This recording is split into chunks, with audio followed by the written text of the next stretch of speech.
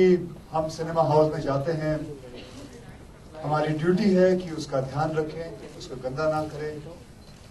और जितने भी लोग आए हुए हैं सिनेमा देखने, बहुत पैसे भर के आते हैं, टिकटें लेके आते हैं, परिवार के साथ आते हैं, यही सोच के आते हैं कि मनोरंजन करेंगे, और वो ऐसा मनोरंजन देखना चाहते हैं जिसमें वो डिस्टर्ब ना हो।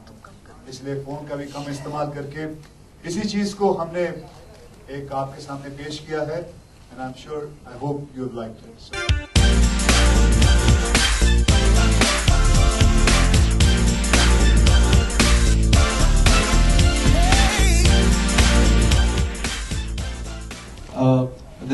My Nation, My Anthem.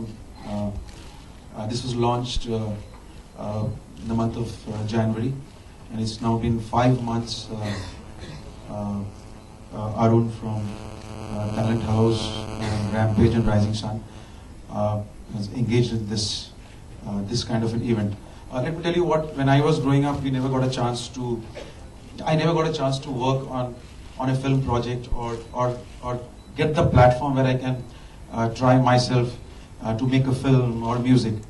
So we thought to create a platform where the young talented who wants to make films, who wants to enter this medium from the age to 19 to 27, why don't they come and try them themselves? So we invited entries, and the topic was My Nation, My Anthem. And we got almost 10 lakh hits.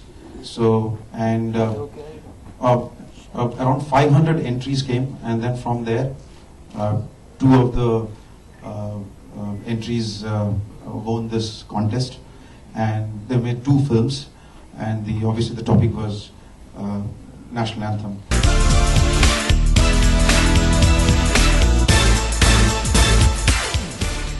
Larger than life, ये तो film जब release होगी तब पता चलेगा कि कितना large है, कितना स्मॉल है, कितना मीडियम या एक्स्ट्रा लार्ज है। फिलहाल तो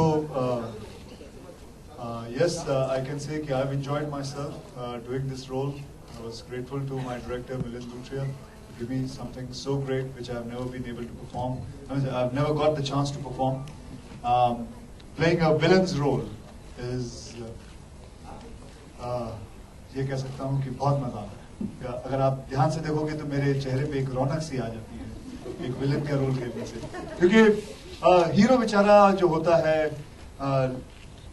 पहले बेचारा गरीब पैदा होता है, एक तो सबसे बड़ी पुरानी प्रॉब्लम है उसकी, और फिर जब जैसे जैसे बड़ा होता है तो उसको परिवार से काफी तकलीफें होती हैं, फिर बाद में माँ की तकलीफ, बहन की तकलीफ, और फिर गर्लफ्रेंड से तकलीफ, उसके जात पात से तकलीफ, सोसाइटी से तकलीफ, बेचारा करते करते करते करते ऊपर आता है।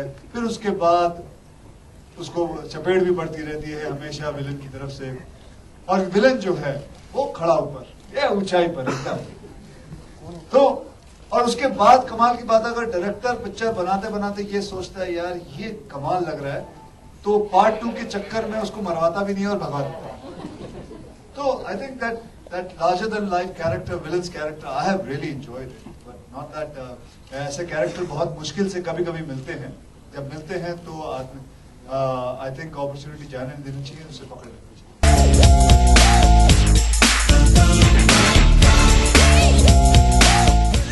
ये एक फिक्शनल कहानी है और इसे आप सीरियसली लेके अपना फ्यूचर मत सोचिए, समझे ना। तो इसे आप एक कहानी की हैसियत से ही रखें, इसे एक किरदार निभा रहा हूँ, ना कि मैं कोई किसी को सीख देना चाहता हूँ। फायर की बात मैं नहीं जानता, मैं सिर्फ इतना जानता हूँ कि ये शोएब का कैरेक्टर है जो मैंने पार्ट फर्स्ट में देखा था, उसको ही मुझे प्ले करना था, उसको ही कैरी फॉरवर्ड करना था, बस इतना ही।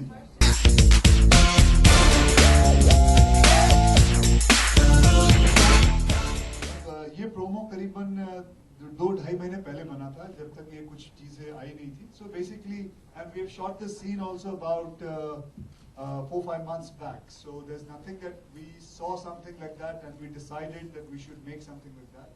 So जो भी है, it was always a part of the film.